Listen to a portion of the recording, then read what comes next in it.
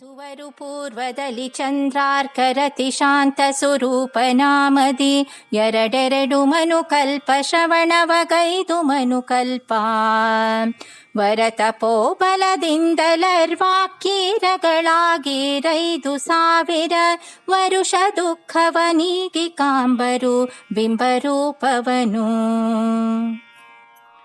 ಆನಂದಸ್ಯ ಪದಂ ವಂದೇ ಬ್ರಹ್ಮೇಂದ್ರಾದಿ ಅಭಿವಂದಿತಂ ಪೂರ್ಣ ಸರ್ವಗುಣೈಕರ್ಣಂ ಅನಾದ್ಯಂತಂ ಸುರೇಶಿತುಃ ದಾಸವರ್ಯಂ ದಯಾಯುಕ್ತಂ ದೂರೀಕೃತ ದುರಾಶಿಷಂ ಹರಿಕಥಾಮೃತ ಸಾರವಕ್ತಾರಂ ಜಗನ್ನಾಥ ಗುರುಂ ಭಜೆ.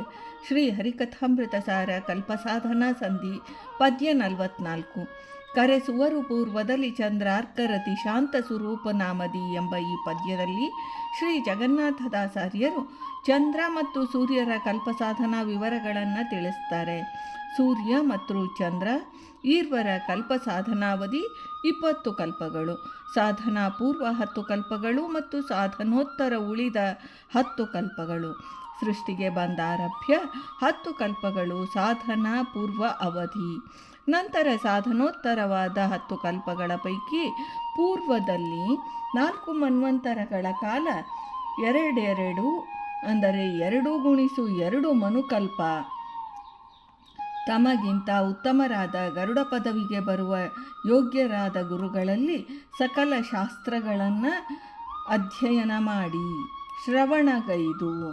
ಈ ಅವಧಿಯಲ್ಲಿ ಚಂದ್ರ ಪದವಿಗೆ ಬರುವ ಚೇತನನು ಅತಿಶಾಂತ ಎಂಬ ಹೆಸರಿನಿಂದಲೂ ಸೂರ್ಯ ಪದವಿಗೆ ಯೋಗ್ಯನಾಗುವನು.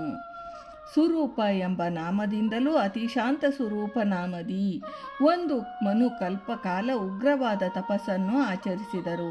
ತದನಂತರ 10,000 ವರ್ಷಗಳ ಕಾಲ ತಲೆ ಕೆಳಗು ಕಾಲು ಮೇಲು ಮಾಡಿ ಆರ್ವಾಕ್ಷಿರಗಳಾಗಿ ಉಗ್ರ ತಪಸ್ಸನ್ನು ಮಾಡಿ ಮತ್ತೊಂದು 1000 ವರ್ಷ ಆಕಾಶದಲ್ಲಿ ಶಯನ ಮಾಡಿ ತಮ್ಮ ಕಿರಣಗಳನ್ನೇ ಪಾನ ಮಾಡಿ ತಪಸ್ಸಿನಿಂದ ಉಂಟಾದ ದುಃಖವನ್ನು ನೀಗಿಕೊಂಡು ಸ್ವಬಿಂಬನಲ್ಲಿ ಅಪರೋಕ್ಷದಲ್ಲಿ ಕಾಣುವರು.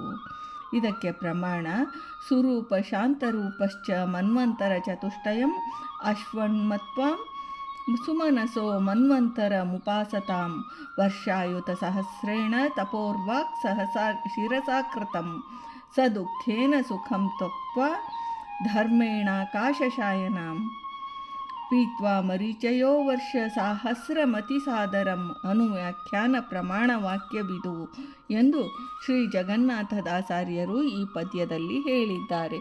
ಭಾರತೀ ರಮಣ ಮುಖ್ಯ ಪ್ರಾಣಾಂತರ್ಗತ ವೃಂದಾವನ ವಿಹಾರಿ ಶ್ರೀಕೃಷ್ಣಾರ್ಪಣಮಸ್ತು.